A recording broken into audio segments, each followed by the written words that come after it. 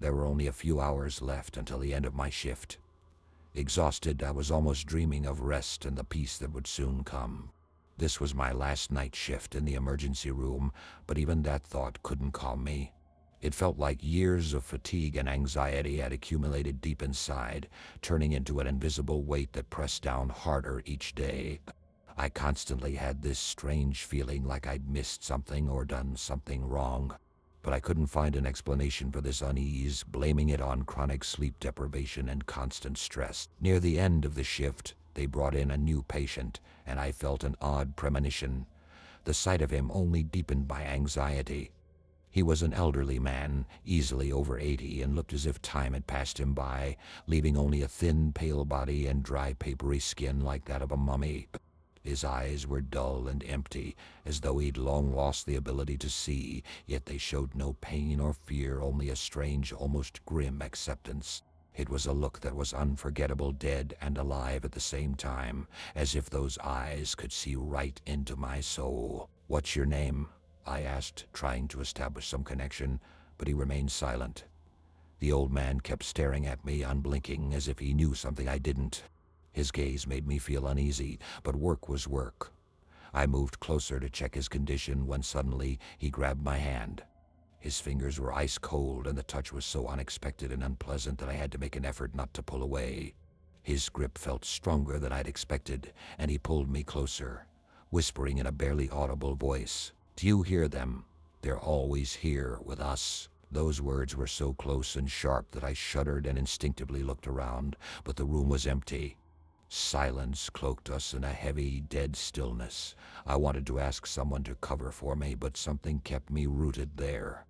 It felt as if his grip held not just my hand, but my mind as well. I looked at him again, trying to understand what he meant, but he was no longer looking at me.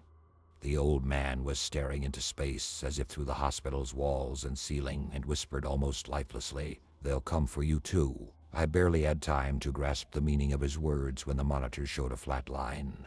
The old man had died. At that moment, a chilling fear crept over me, as if the shadow of death itself had brushed against me, leaving coldness and silence in its wake.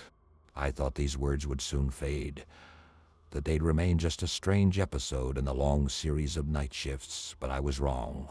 They seemed to imprint on my mind a dark whisper, a raspy voice, and I couldn't shake the feeling that he'd left something behind, something that followed me even after I left his room. From that day on, work began to take on a sinister tone. The hospital corridors, so familiar, suddenly seemed longer and darker. Occasionally, faint rustling sounds could be heard behind the ward doors, sounds I hadn't noticed before, as if someone was hiding there in the darkness, watching my every move. My colleagues didn't notice anything unusual, but I felt something had changed, as though after this old man's death, an invisible shadow had settled in the hospital. A few days later, I needed to go down to the morgue. Inside, a muted tension seemed to awaken, as if something cold and alien had stirred within me. As I walked through the cold corridors, I felt goosebumps rising on my skin. Suddenly, I noticed something strange. One of the refrigerators where bodies were stored slowly opened on its own, as if someone was holding it from inside. My heart stopped when I saw the door creak open again, the light flickering, and for a second it seemed like I glimpsed a shadowy figure standing behind the door. But it could have been a trick of the eye. I was too tense, exhausted, and I brushed it off as fatigue and poor health. But even after I returned to the ward, that tension didn't leave me, as if someone's shadow continued to follow me. I didn't know how to explain this fear, which only grew stronger as night deepened. That same evening, when I finally returned home, it felt like all the eerie sensations I'd experienced in the hospital had somehow followed me. The first thing I heard was a barely audible rustling in the corridor, as if someone was moving there, staying out of sight. And though I tried to convince myself that it was all just my imagination, the feeling of a foreign presence became clearer and clearer, filling every corner of my apartment until it was overflowing. Later, I began noticing small things, going missing: my keys, my phone, or books ending up in odd places. But worse were the lights starting to flicker, as though someone was inviting me to play a terrible game. I could hear strange sounds, the creak of floorboards, quiet steps outside my door, and I couldn't shake the feeling that I would no longer find peace here. When the anxiety became unbearable, I realized I could no longer live within these walls. Even sleeping had become impossible. Every creak would make me open my eyes, listening to the night's silence, reassuring myself that no one was waiting behind the door.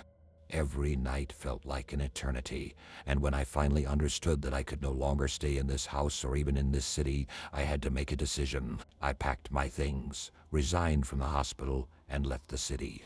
I had to change my place of residence, my job, and leave everything behind in the hope that the nightmares and shadows would stay where I'd first encountered them, in the emergency room, in the dead eyes of the old man who had prophesied doom for me. When Anna Maxwell first entered my office, I knew right away this would be a long, difficult case. Her eyes were empty, void of spark, her face worn, and her movements slow, as if each step was a struggle. Anna suffered from deep depression and had gone through countless rounds of treatment and therapies, but nothing seemed to work. She looked as though she'd resigned herself to hopelessness. This wasn't new to me as a psychotherapist. I'd seen cases like this before. But with Anna, something felt different. An inexplicable heaviness hung in the air, and I sensed it immediately. Her despair ran so deep that when I suggested trying a new treatment, she almost instantly agreed. The method was experimental, but I felt confident in its effectiveness. A neuropsychological technique that used mental anchors to link traumatic memories with neutral or positive emotions. The idea was to reframe traumatic memories in a way that made them less frightening. The first session went smoothly. I guided Anna into her subconscious, carefully surfacing memories that had caused her pain. We created new associations, and it seemed to work. At one point, I noticed her face relaxing, as if the weight of years was finally lifting. I saw a faint, genuine glimmer of relief, and I felt satisfied with our progress. When she left that first session, I was sure we were on the right track, but exactly a week later, Anna returned, and this time she was a different woman. She looked exhausted, her eyes red and swollen, as if she hadn't slept in days. "Doctor, something's wrong," she whispered, her voice barely audible but full of fear. Her words sent chills down my spine. "Since we started therapy, I've been having nightmares. The same one, over and over." Cautiously, I asked her to describe the dream, and she began to speak, her voice trembling. She told me of a dark hallway stretching endlessly. She could feel she wasn't alone. Someone or something was waiting at the end. Her hands gripped the armrests tightly, and I could tell the fear from that shadow had started to haunt her in the waking world as well. Trying to sound reassuring, I told her that it was a normal reaction. This new therapy could trigger vivid memories and intense feelings. I assured her that it would pass in a few days and the nightmares would subside. Anna looked doubtful but nodded anyway. She was relying on me, and I tried to project confidence. I had no idea that things were about to spiral out of control. A few days later, she called me again, her voice filled with panic, and I insisted on seeing her immediately.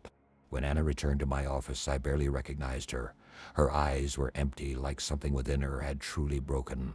"The nightmares, they're worse," she murmured, as if struggling to speak.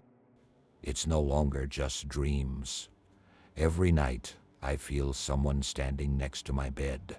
I hear breathing, but when I open my eyes, there's no one there. That hallway, it's everywhere now, even when I'm awake. I feel like it's becoming real." Her words chilled me to the bone, but I kept my composure, or at least I tried to. "Anna," I said, clearing my throat, "sometimes traumatic images surface as we begin treatment. Your mind might be resisting the change, clinging to the familiar pain as a safety mechanism. Let me guide you through another session to set this right." She hesitated but agreed. This time her resistance was much stronger than before, and it quickly became clear that something was wrong. I tried to gently guide her through the process, but suddenly she started to thrash in her chair, her breathing ragged, her face contorted in terror. "He's coming for you, doctor," she shrieked, staring at me with wild terror. "Now he's seen you." Her words struck me with a primal fear. A wave of dread rose in my chest, and suddenly the room seemed darker. I thought I caught a glimpse of a shadow in the mirror on the wall. I shook my head, trying to dispel the feeling, but I couldn't shake the sense that someone was watching me. That night was pure torment. As soon as I closed my eyes, I found myself in that same dark hallway Anna had described, long, winding, and shrouded in blackness. As I walked forward, I could feel something behind me, but I couldn't turn around, as if some primal instinct warned me that if I looked, everything would end. The next morning, I awoke drenched in cold sweat, but I dismissed it as stress. I tried to convince myself it was just a reaction to Anna's story, nothing more, but it didn't end there.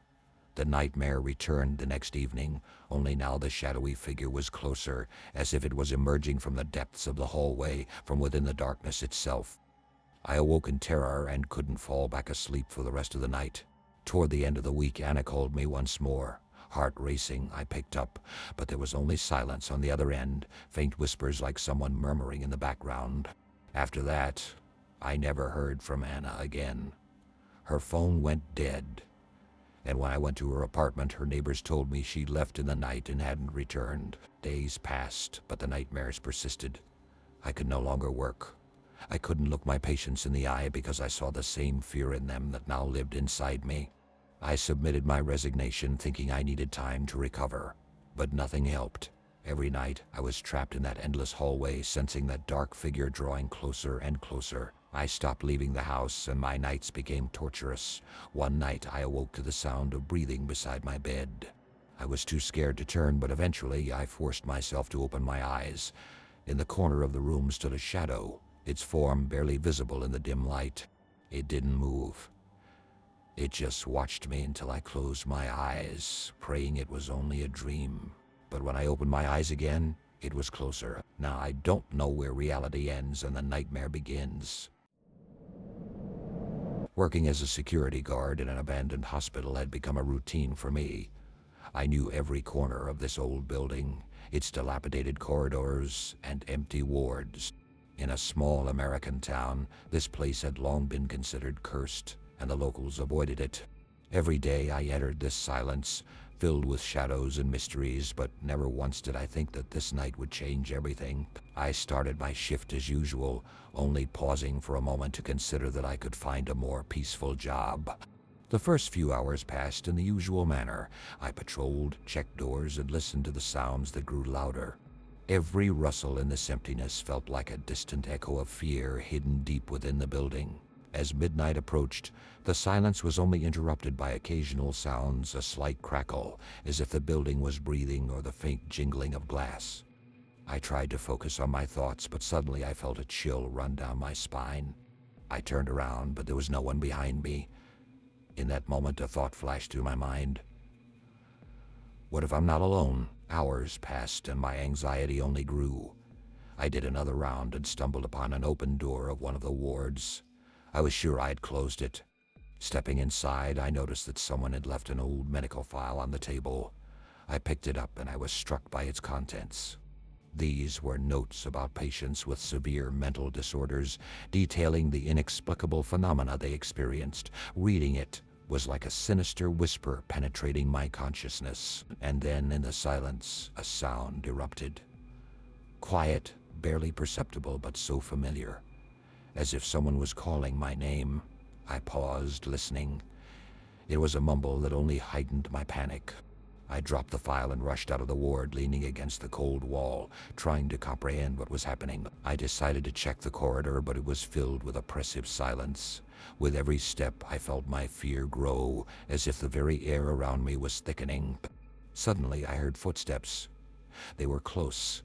I froze, my heart pounding as if it wanted to leap out of my chest. I couldn't turn around, not knowing what awaited me there. The footsteps stopped, and complete silence fell. I took a deep breath and turned. Nothing. The corridor was empty, but I was haunted by the feeling that someone was watching me. I quickened my pace, and again I heard the mumbling. It was getting louder, and I realized I could no longer stay there. I stepped outside again to catch my breath and calm down, but the air was cold and the night sky was filled with clouds, as if a storm were approaching. I closed my eyes, trying to push away the thoughts of what was happening inside the hospital. I needed to leave. This wasn't normal. However, standing outside, I noticed that the hospital seemed to beckon me back, as if the building itself was waiting for me to return.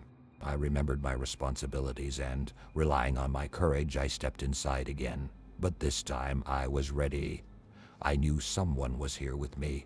I headed towards the main gates, but they were locked. Why? I whispered, trying to calm myself. I decided to walk through the corridors again, hoping to find another exit. But every place felt foreign, and I was getting lost in this maze. Footsteps echoed behind me, and I couldn't tell if they were following me or if it was just a trick of my mind. With each passing minute, my fear grew. I heard soft whispers that wouldn't stop. I stumbled into an office and closed the door, as if shielding myself from an invisible enemy. Anger and fear swelled within me. Is this all just in my head? I thought. I sat on the floor, covering my head with my hands. But then I heard it, his voice. I knew it was impossible, but it sounded so close. It whispered to me as if it knew all my fears and secrets. You won't leave here. You have nowhere to run. I jumped up, madness overtaking me. This was something more than just fear. It was a feeling of complete hopelessness. I dashed towards the exit, but faced closed doors once again. I felt panic grip me as I turned and saw a reflection in the glass. There was me, but something in that face had changed. It was a face full of fear and despair. I threw myself at the window, but it was locked. Then I remembered the stairs leading to the attic. I raced up there, knocking everything in my path aside. Every step was a battle with my own fear. I reached the attic, and there, among old things, I found a window that looked like a way out. I opened it and felt the fresh air. But before I could take a step, a familiar whisper came from behind me. You can't leave. I won't let you. I felt my throat tighten, and that sensation became the last. I jumped through the window, but my mind still lingered in the hospital. My life changed. I moved to another town, leaving all memories of that night behind. But every time the night blankets the town, I hear his voice, reminding me that I will never escape this fear.